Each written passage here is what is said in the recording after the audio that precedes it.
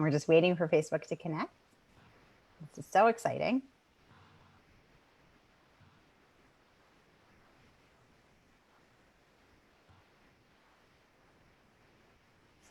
And we are live. Welcome, mighty mystery fans. I'm your on-air host, Sara DiVello, and I am thrilled to be here today with none other than Hallie Ephron, whose book, Careful What You Wish For, is out today in paperback. Hallie, welcome. Tell us about your book.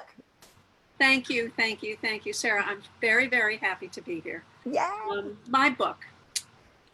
I write suspense novels, domestic suspense. They're fun, kind of Hitchcockian. Reviewers call them deliciously creepy, but not scary. I would say scary, a little bit creepy, but not icky. I try to walk that line. So this one's about a professional organizer who's married to a man who cannot pass a yard sale without stopping. She tries, as I do, never to venture down in her basement where his yard sale finds, or his garage, or his attic. I'm sure I'm hoping a lot of people watching have that experience of being married to somebody. I call it a mixed marriage. You're married to someone whose relationship with this stuff is not the same as yours. And people ask me, did Marie Kondo inspire me to write the book? And it starts, the opening line is, Emily Harlow wasn't sure that her sock drawer sparked joy, which of course I am cribbing from Marie Kondo, but I've been writing about my husband and his crazy yard sale mania for decades. So Marie Kondo came along and I got lucky that she burst out. Her Netflix show started when this came out in hardback. So I was kind of riding the wave. It doesn't happen that often, but it wasn't deliberate. It just was a happy circumstance. Yay. Well, we are thrilled to have you here. So our mighty mystery fans, I actually met Hallie in person when she was presenting at Crime Big this fall when her hardcover was out. Now today her paperback is out. My partner in crime, the amazing Jenna Blum, is going to be linking to it through our very special partnership with bookshop.org, which of course supports our beloved indie bookstores. So you can get a copy of Hallie's creepy, deliciously creepy book through that very special partnership. The links are in the comments. I want to welcome all of our friends and fans. Say hi, let us know where you're listening from. And you all know how this works if you've been here before. And if you're new, here's how it works. This is your time with this incredible writer, Queen Hallie herself. So if you've got questions about her book, her writing, the mystery genre, how she does craft a deliciously creepy book, just go ahead and put them in the comments. I'll get them right over to Hallie and she'll get back to you live and in person. That's what we are about here. So Patricia says, congratulations. This is so exciting. Rena says, hi. She loves creepy. Rena, you're reading my mind, girl. We all love creepy. While you guys are thinking of your questions, I have got to share just a few of Hallie's absolutely incredible blurbs. She's amazing. So Kirkus calls this book clever and says that Ephron's tidy approach to stowing clues, arousing suspicions, keeping the chaos of the climax under control, then tying up the loose ends makes her a professional organizer of this type of entertainment. In a word, it is neat. Wow, amazing review from Kirkus. Publishers Weekly gave it a starred review, says outstanding.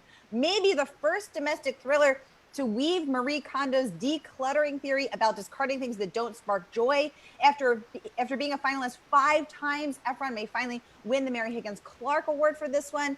I could go on and on. People are saying hi from the audience. Hi, friends. We're so happy you're here. We're so happy you're here. Lori Raider Day says, Hallie Ephron's Careful What You Wish For is a cautionary tale for the spark joy moment, a tidy nightmare of a story that won't be contained, a compulsive page turner that sparks anxiety. And I have to agree with that because I was immediately sucked in. Hallie, as you said, those of us that have been in long-term partnerships, we know how it works. Our partners may not share our same thoughts about clutter and cleanliness, and the disparity between Emily and her, her very neat and her approach, and her husband's sort of, reporting, it immediately, I was sweating from the first chapter. I actually was it did spark anxiety. And also what I loved how you did is you walk through from a fly on the wall perspective, her making this Instagram video about how she is pulling all the stuff out of her closet and how she's thinking ahead, she's gonna cut the video together. And you capture so brilliantly and so painfully that irony of social media and who we present to the world versus who we are in our homes. Talk about that. Tell us about that. Yeah. Well, it really is a story that needed like something like Instagram, because Emily is a former teacher. So I'm a former teacher. I mean, it's all personal, right? When we write, somebody said we really only have one story and we just keep telling it different ways. And I know that's true, although the different ways are pretty different. But I mean, I've always been a person who just doesn't really like to save things. I don't save photographs. I have a feather collection of about 15 feathers that I've picked up. That's it. I just, although when you look behind me, you see all my. Oh, you're gorgeous. Anyway, the book really grew out of a fascination with what it's like to be married to somebody who wants to keep bringing things home and you keep wanting to get rid of them. It's also about what is valuable, because my husband doesn't drag things home because he thinks they're junk. I mean, and thank goodness for that, because right now we're on our 13th jigsaw puzzle that has been belched up by one of the trunks in our basement. And they've been so much fun and a lifesaver at this time when we're all in lockdown. At least we're really in lockdown. So I wanted to write about that. The other thing I wanted to write about was people who collect. They're not collectors, they're connoisseurs. They have a collection in their house, in their mind, and it has missing pieces.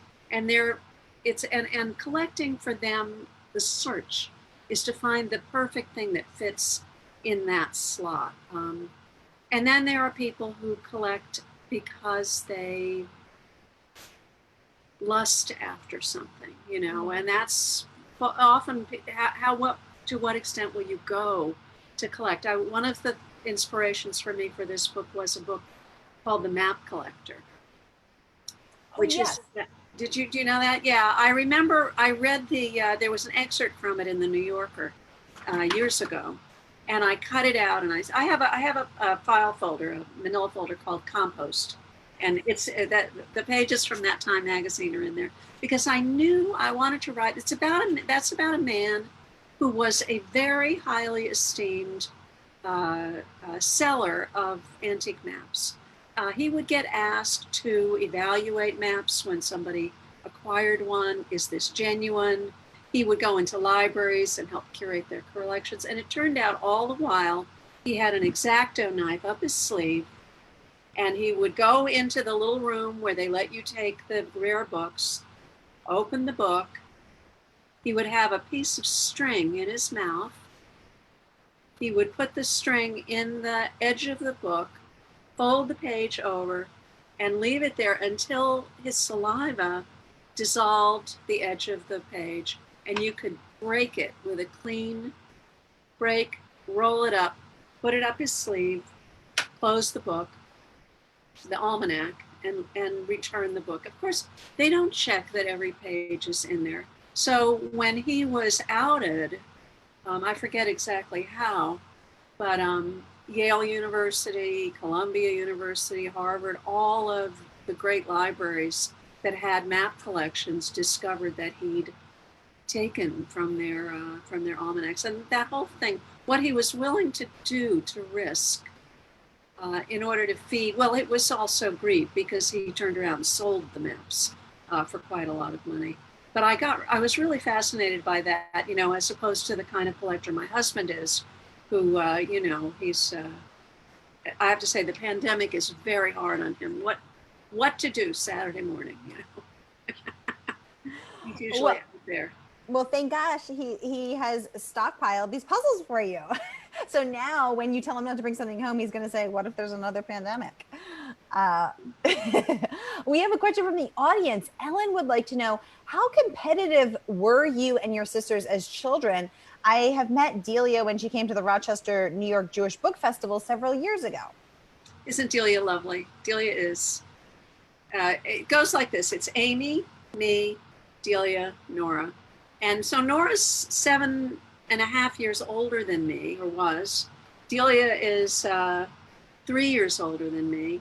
And Amy is 5 years younger than me. So Delia and Nora were, like this. And then I came along and I wanted a piece of Delia. And then Amy came along. And we're not bosom buddies, but we are close.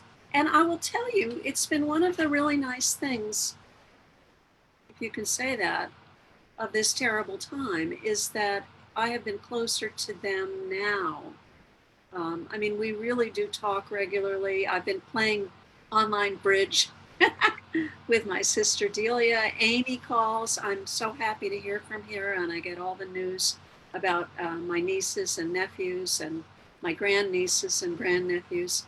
So the thing that we were not competitive, that was the question, because I didn't compete. I didn't start writing until I was 40. Oh, that's awesome. Yeah, and I think I have 16 books now. So you can tell I'm a little past 40. But I was the one who said I'm not a writer. I'm a teacher, and I am. I love to teach. For years, I taught in the New York City public schools. I taught in a private school in Massachusetts. I taught at the college level, people who wanted to be teachers.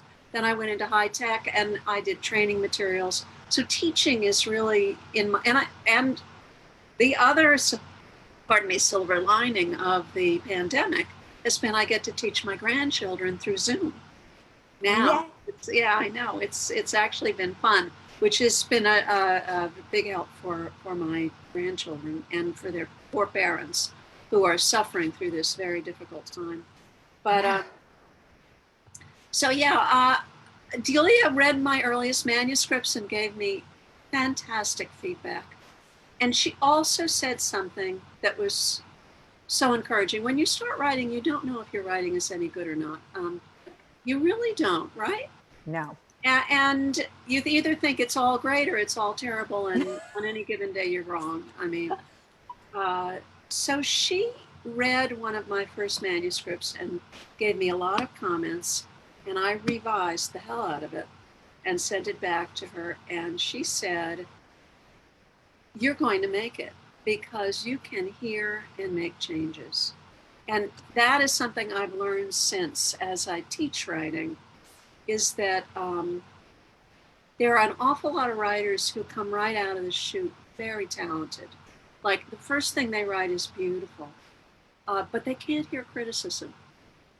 If you tell them, if they often will ask, what do you think? And if you tell them what they think, they yes but you. And instead, what they should be doing is saying, let me write that down. Let me think about that. I don't have to do what you're saying, but I need to think about it. Because the thing I've learned about writing is if you give your work to the right person, and everything they say is going to be right. If they tell you it isn't working, it isn't working. But when they say, here's how to fix it, you just turn off. Stop listening. It's your book. You fix it. Fix it your way. And that's what Delia was so good at, was giving me the kind of feedback where I could take it and say, how I understand what's not working. How can I fix it? She didn't say, do this, this, this, this, and this. And so I learned from that that's the best way to give people feedback and hope they can hear it. And if they can't, well, it's on them. Oh, Hallie, I love this. I am just so many gems of wisdom here. Thank you. I feel like I'm sitting in on an MFA class. This is amazing. And it actually is a perfect segue into our next question, this time from Patricia. And she says, I'm watching you from New York. Patricia, welcome. We love New York. She said, at this point in your career, do you still benefit from beta readers? What do you wish you had known before you started writing your book? And what did you learn when you found an agent or wish you knew before you were published? So again, there's a few questions there so we can unpack them. Wait a minute. Give me the first one. Yeah, let's go through them one by one. Yeah. She says, okay, so first, at this point in your career, do you still benefit from beta readers? You bet. You bet I do. But You they beta. have to be carefully curated, like the collections in your house. You know, it's a mistake to give, it's a big mistake to give your book to certain people. And anyone who's been in a writing group knows that there's a kind of dynamic that can go on that's not good, where people can be mean. Yes. Yeah, and you should never be mean in a criticism. You should always just be factual. But there are also people who can't hear even factual feedback, and then they get upset. So if you're going to be in a critique group, it's usually mutual. So you want people who can both hear feedback from you and also give it in a kind way and give it in a specific way. If you give your book to, and I love librarians and English teachers, but they're not the best people to give your book to, you'll often get a critique that it's not from a writer's perspective. Say there's a problem with the viewpoint. Viewpoint is who's narrating, and is it a compelling voice? That's what editors always say, they're looking for voice. And that's in the narration. And if that's off, often someone who's not a writer can't phrase it in that way. They know it's not working, but they can't pinpoint for the writer what exactly it is that's clanking when it should be clinking. Yeah. This is so helpful, Hallie. So how do you curate the right people? To Patricia's question and your excellent answer, how do you find that person who can give kind yet honest feedback? And in yoga we have a word for that, ahimsa, kind, truth delivered with kindness. Nice. That's nice. How do you find a person with ahimsa, with truth but kindness, and who's can provide you that feedback that, as you said, is for a writer? Tell us, how do you find them?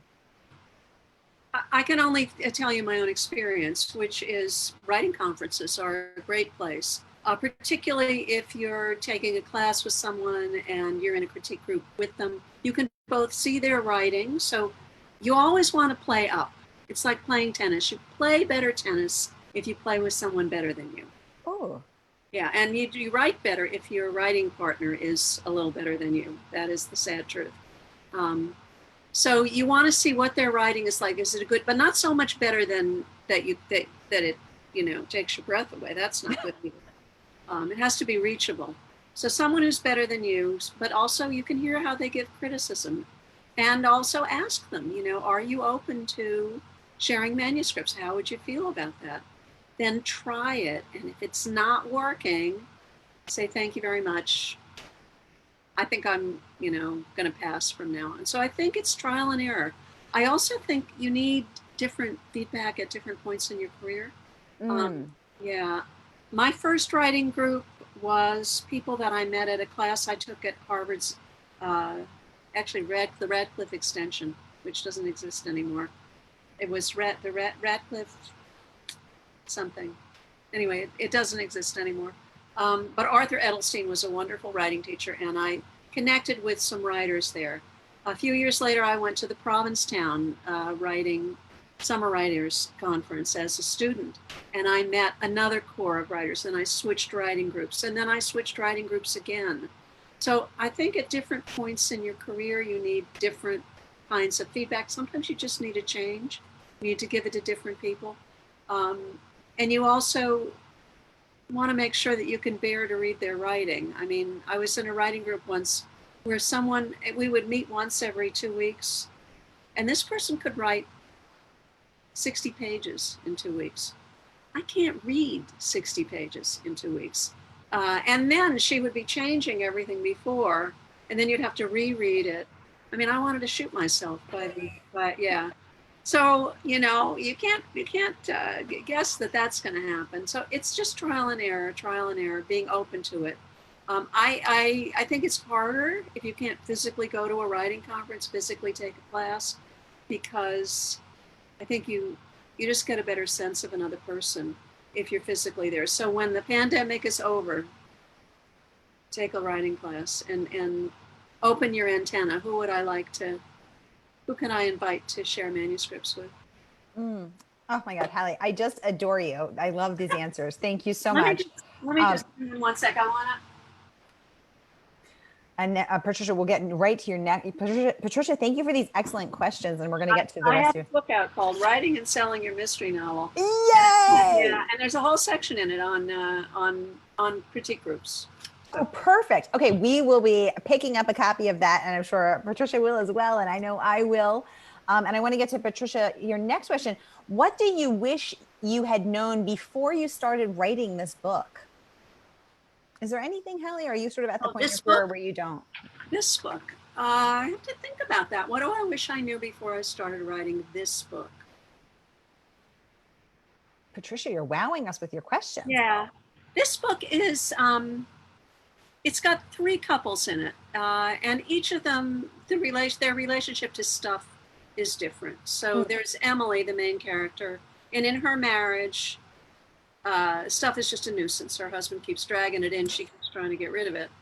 Then there's Quinn, who's married to Walter, and he's a curator. He has advertising signs and he's beautiful taste, and he won't let her bring any of her stuff into their house. So that's the dynamic that stuff plays. And then there's um, uh, Ruth and Murph, and they're an elderly couple. He's just died, and she's just trying to figure out what to do with all of his crap. And what didn't I know before I started was that I was going to write a very complex mystery. Most of the time, my books are very, very character driven, and I let the character drive the story. And if I had let the characters completely drive this story, we would have driven right off a cliff, because the story has so many almost Hitchcockian twists in it. Things that look one way when you're reading it, and then you go 50 pages on and it's flipped. You pull the switcheroo on us. Yeah, and I had to be careful that I didn't make it, that I needed to make it completely believable and simple. Once you understood it, it was very simple what had happened. And until I figured it out, it wasn't simple. So I had to keep going back and forth. I listened to, while I was writing it, I heard Walter Mosley talk about writing. He's a wonderful crime fiction writer. And he said, story is what happened. Plot is the order in which it's revealed to the reader. Ooh. And I thought, oh my God, that is the problem I'm having, is I'm telling a story. No, I'm telling the plot, and I haven't completely figured out the story. So I started outlining my book differently. Instead of just an outline of scene by scene, I outlined in two columns. This was the scenes, but this a second column of what was really happening behind the scenes. Yeah. And that helped me get everything straight, like who was alive when, and who was pretending to be where when, and which piece of evidence was planted or just happened to be there. I hate coincidences, so that doesn't happen very often. But I remember that was a very big aha moment. That's the thing about writing, is that if I had heard him say that 12 years ago, it would have gone right over my head. But at that moment, that's what I needed to hear, and that's the beauty of learning as you go. Oh, Hallie, I love that. I love your approach and your energy and your teaching and learning philosophies. These are just, they're so wise and they're so meaningful. I'm just really appreciating the depth and texture of this time together. Patricia would also like to know. Thank you, Patricia. Yeah, Patricia, thank you for the great questions. She said, what did you learn when you found an agent? Did finding an agent help you learn anything? And what did you wish you knew before you were published? Finding an agent. Trying to go back in my head. I wrote a mystery series before I wrote Careful What You Wish For. And I wrote it with a writing partner. We wrote, because I felt when I'm going to get to the answer. I felt when I started writing that I didn't have a story to tell, because I had been a mother, a teacher, I'd worked in high tech, and the voice balloon for that is zzz, tired, boring, put me to sleep. And so I partnered with a dear friend of mine, a guy I've known for 100 years, who runs a unit at Harvard's McLean Hospital. He treats people who have memory problems. And he also testifies in court evaluating people accused of murder.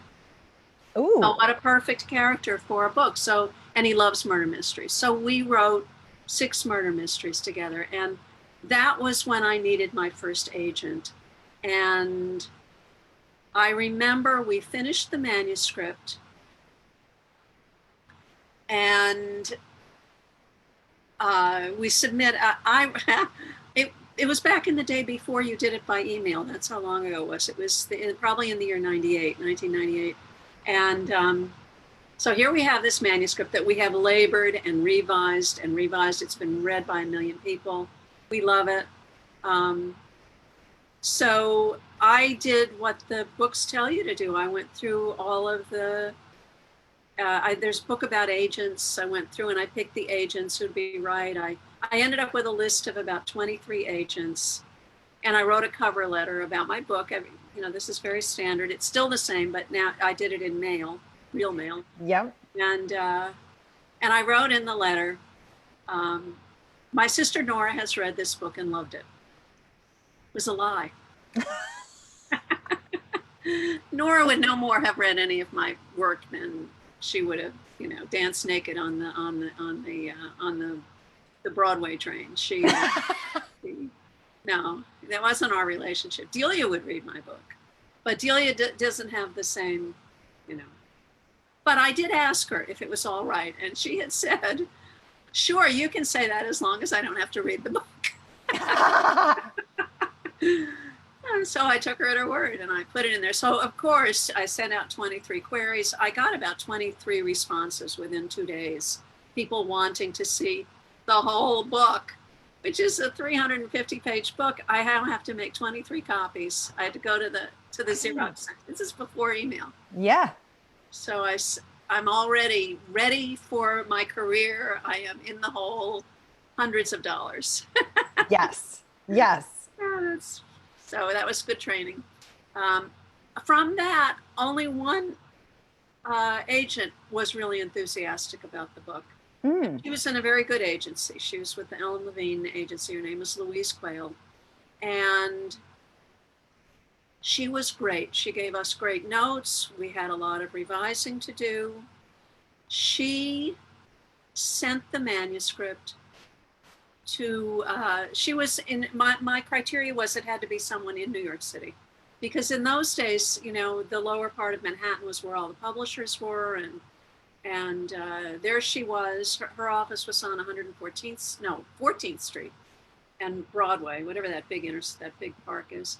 And of course, the publisher who eventually bought the book is right across the street in the Flatiron Building, if I'm in the right intersection. It could be down at 8th, but anyway, I get confused in New York. And so she gave us a lot of notes. We made a lot of changes. And then she started sending it out. And one of the editors who critiqued the book and rejected it said, I saved all my rejection letters. That's my first piece of advice for everybody. Save your rejection letters, because I read them during my talks. You still have them? I still have them, yes. I read them all. Yeah, they're great. I love that. Yeah. So you do save those. I do save them, but they're just a file. Anyway, I got a rejection that said, when I'm buying a series, I need to care about what happened to the character before the book opened, and what's going to happen to the character after the book ends. Ooh. And there was, of course, a but. I don't really care about your character. So I looked at our character, and he was based on my friend. He was this guy who evaluates people accused of murder, and he has a case where a woman is shot in the head and left for dead. She's in a coma for weeks. She wakes up and claims, after a lot of police questioning, to remember who shot her. And the question for the psychologist is it possible with a wound as serious as hers that she could have recovered the memory? Or is it more a question of backfilling, where she is not deliberately lying, but making things up in order to fill that hole? So we had a great story. I thought we had a terrific hero, but for some reason, she didn't care about him at the beginning or at the end. So we added a subplot where his wife, before the book opens, was murdered. And through the course of investigating this crime that he becomes the expert witness in, he comes to terms with his own guilt about her death. And the book sold. So we just took a subplot and wove it through, and of course made a lot of tweaks along the way. But that really taught me a lot about the main character's arc. That the main character, and particularly in a mystery is often about solving a crime, but it isn't. It's really about the main character taking a journey. And then who is the main character? It might be a detective who's not related to the crime. So how do you make it matter to that character? So it was a huge lesson that has served me very well since then. Oh, Hallie, I love this. Thank you so much. This is so amazing. We have another question from the audience. Rena, one of our top community members. Hey, Rena, she said, did you find the switch from being a teacher to an author easy? Tell us about that. It was so gradual. And I still teach a lot, but I don't have a teaching job. I don't want to be having to go anywhere on a regular basis. I didn't switch. I feel like I was one of those people who I just kept, here's the boat, here's the shore, and there are all these stepping stones. And I just kept taking one step and another step. And it was over many years. So I started teaching, and then I moved into high tech. But at some point, like everyone else, I got laid off. So then I had my own writing business, writing for clients, which gave me time to start writing my books. And I could also take classes, but you actually make a pretty good living as a technical writer. So I didn't have to work that hard, and it left me a lot of time. And I took classes and I met people. And I would say it was 10 years between the time that I decided I wanted to write a book and I had that, I turned in the manuscript with the extra plot line in it. 10 years. And I don't think that's unusual. I think for a lot of people, it can take, it's not like learning to ski the Black Diamond Trails. It's not, it's and it depends a lot on who you are and also what else is going on in your life. I needed to wait till my kids were out of the house so that I could be in this room, which was their playroom, because I don't have a room in the house otherwise. And as Virginia Woolf says, you really do need a room to write. Yeah. Yes, absolutely. So I didn't do it fast. I did it very gradually. So, and I still teach. I actually, teaching is bliss for me. I just love it. Oh, I love that. I love that. And you have the kindness and the empathy and the desire to share knowledge that is the hallmark of all great teachers. So thank you for that. You're getting lots of love from the audience. Patricia says, thank you so much. I appreciate your time, patience, and insight. Getting so many thanks from our wonderful community members here. And yeah, so guys, keep the questions coming. This is your time with Hallie. While you're thinking of them, I'm going to, Rena says, thank you so much for answering my questions. Rena, thanks for sharing. While you guys are thinking of your last questions here, I'm going to ask Hallie some of our lightning round questions. So, Hallie, tell us, what's your weirdest writing ritual? Oh, that's easy. Sharpening pencils. Ooh, so is there a certain number you have to sharpen? Do you have to do I it a certain have, way? I have, my mother had my mother was a writer. My parents Oh, were screenwriters. okay. But my mother did the writing. That is to say, she typed at the computer. She took shorthand while they argued and laughed and came up with stories.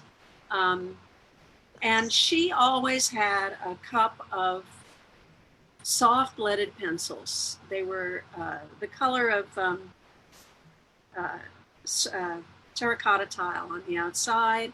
And when you sharpen them, they got a long point, no erasers. And I couldn't use them because I'm left-handed. And the ink is the lead is so soft, your hand drags over you're Yeah. not left-handed, right? No, but it smears. Sometimes I challenge myself to write with my left hand to stimulate the right side of my brain, and your hand does drag across. Just, yeah, so Yeah. I would never be able to do that. But I love the idea of sharpening pencils as a ritual. And I have my electric pencil sharpener. I love the sound of it. And I love those points sticking up in the air. So I will sharpen pencils, even though I actually work at the computer. I don't use, but I do draw. I mean, I'm not an artist at all. Oh my God, no. But I like to draw boxes and lines and tables and trees and bubble diagrams that help me think my way through plots. And that I do need. I use a pencil a lot for that. Oh, wow. This is so cool. I've never heard of this as someone's weird writing ritual. So thanks for sharing your weird. Hallie, what's one book that's changed your life? Whew, one book that has changed my life.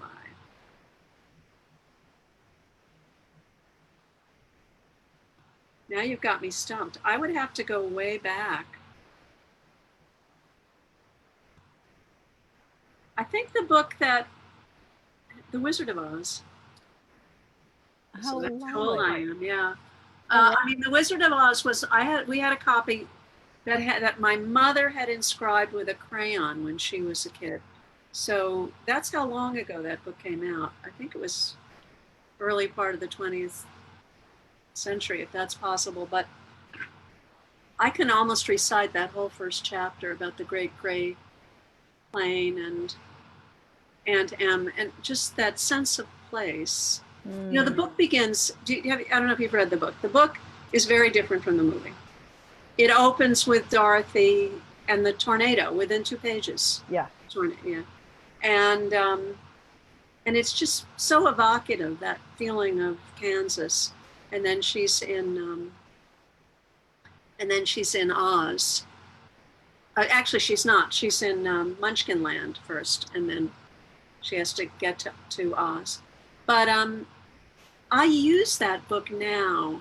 Actually, I use the movie even more as a model for for so many things, for Mm, setting, for inciting incident, for conflict in a story, for a character's arc and the challenges along the way, and the pit of despond in the end of Act Two, and then Act Three, where everything comes running back. It's such a perfect example, and everybody else knows it. yes. Yeah, you go to a writing conference and you say The Wizard of Oz, everybody knows the story. So I loved it as a kid. I use it a lot in my thinking about how to structure a cast of characters and a story. Again, because it's a shared. I mean, how many other stories are there that are that complex? I mean, the Three Bears, right? But seriously, uh, there really aren't any that I can think of where we really know. Like if I say to you, uh, "What a world! What a world!" You know what I'm talking about, I right? know what you're talking about. Exactly. And yes, and my partner in crime, Jenna Blum, is saying that this book also changed her life. Jenna is also a New York Times bestselling author, and she wrote a book called Storm Chasers. So she actually went to Kansas, the land of Wow. Tornado Alley, and lived in Kansas and studied tornadoes and studied storms, and went in the little tank to, go into the tornado. And Wow. so, yeah, she's saying this book actually changed her life. I Ellen just want says, to wave at Jenna. Hi, Jenna. she says, hi, Jenna. Ellen says, do you like Wicked? What about The Wiz? Well, that is an interesting question because Mm. I did read it. I haven't seen the play. It's a really long book. That's what I remember about it. And I remember adoring the first two-thirds of it. And then I kind of got pooped by the complexity of the story. But what I love about it is when I teach writing, one of the things I teach about is the web of character, that you have a main character who has a goal. And Dorothy's a perfect example. Her goal is to go home. In order to go home, she needs the ruby slippers. So the whole story is about Dorothy getting home and the ruby slippers. And the witch, of course, doesn't care whether Dorothy gets home or not, but she wants the ruby slippers. And the wizard doesn't care whether Dorothy gets home or not, but he doesn't want the witch to get the ruby slippers. So the whole thing revolves around ruby slippers. And then you have Glinda. See, I am getting to the whiz. Glinda, question I keep asking myself is, why didn't Glinda tell Dorothy that all she had to do was click her heels together 3 times in order to get home in Mm. Act 1? Why did she keep it a secret for that whole time? And that's bullshit that she had to find out for herself. I think that is just bullshit. I think Glinda needed Dorothy to kill her sister. Ooh. Yes.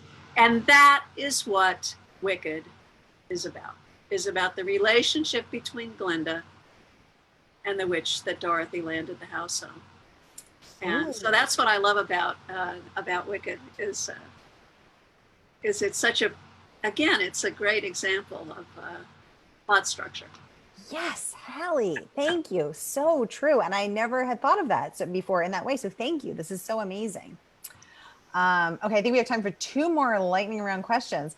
Hallie, you are going on a road trip. Would you rather go with Mary Shelley or Shirley Jackson?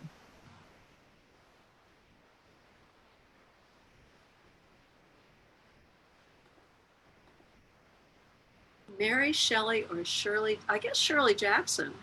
Except Okay. wasn't she a little bit crazy? I mean, I don't know. She wrestled with depression. I think Yeah. they didn't fully understand depression back then, No. in the 60s. I would Uh, never want to go with an alcoholic. I think she did wrestle with Yeah, and alcoholism as so a kid. probably Mary Shelley. That I mean, I would never go anywhere with. My mother was an alcoholic. My father was an alcoholic. My uncle was an alcoholic. Okay. I come from a family riven with them. None of my sisters, my children, knock wood, no severe alcoholism. But I left that behind me. I would never put myself in a position of that. You didn't want to hear that. No, that is totally fair. And I like that. And I haven't heard that answer yet. And I like I'm that. not surprised. You get to your sleepaway camp and you have to choose a roommate. Do you choose Arthur Conan Doyle or Edgar Allan Poe? Oh God. I know too much about both of them. You're going to be up late talking. You're going to have flashlights. You're in your sleeping bag. Well, it's got to be uh, Doyle. Yeah. Now Poe is tortured. Yeah, I think I would also go with Doyle. Yeah, but the problem with Holmes, Sir Arthur, is that he was a spiritualist. Yes. Yes, and on the other hand, his buddy and best friend was Houdini. I've done a Well, lot of reading about Houdini and Doyle, and Houdini really liked Doyle. So I probably could have come around on him. Exactly. And who knows, maybe he leads a cool seance. Maybe you meet some cool dead authors. I mean, we don't know. You could meet a lot of different people at that at that spiritualist experience. I Uh, did actually go to a spiritualist meeting once. Yeah, I know. I don't know if we have a minute to tell this story. we have a minute for this story because this story sounds good. I had a dear friend whose brother was murdered. This gets serious. Oh, I'm sorry. And in the aftermath of it, she, for various reasons, was guilt ridden about it, but also grief stricken. They were very close. And she experienced what she would have called visitations, Hmm. where she felt she saw him and spoke to him. She wasn't crazy. No. And I knew her well, and I never wrote it off the way I would have, I heard that about somebody. And so I actually wrote my first book with her, and we wrote it about that murder. It was a true crime, and we never published it. And one of the things that I did in the process of writing the book was I learned about grief counseling and that this visitation thing is not uncommon for people who are profoundly grieving. And I went to a spiritualist meeting in where was it? Methuen, I think, just north of Boston.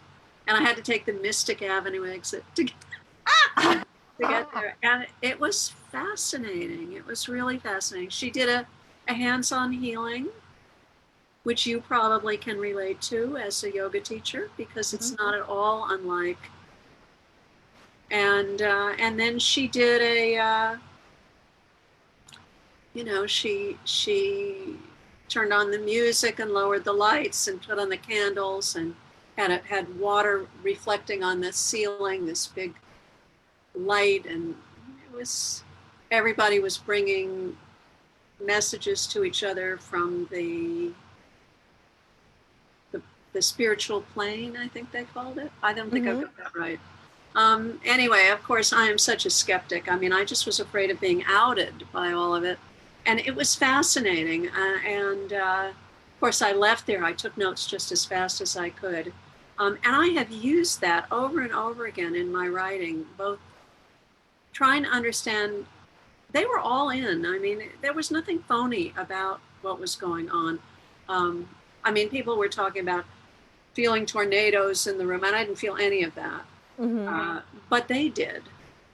And I didn't doubt it. And so it's given me a pretty as a mystery writer, it's good to have a pretty healthy understanding of human foibles and behavior and what people will believe.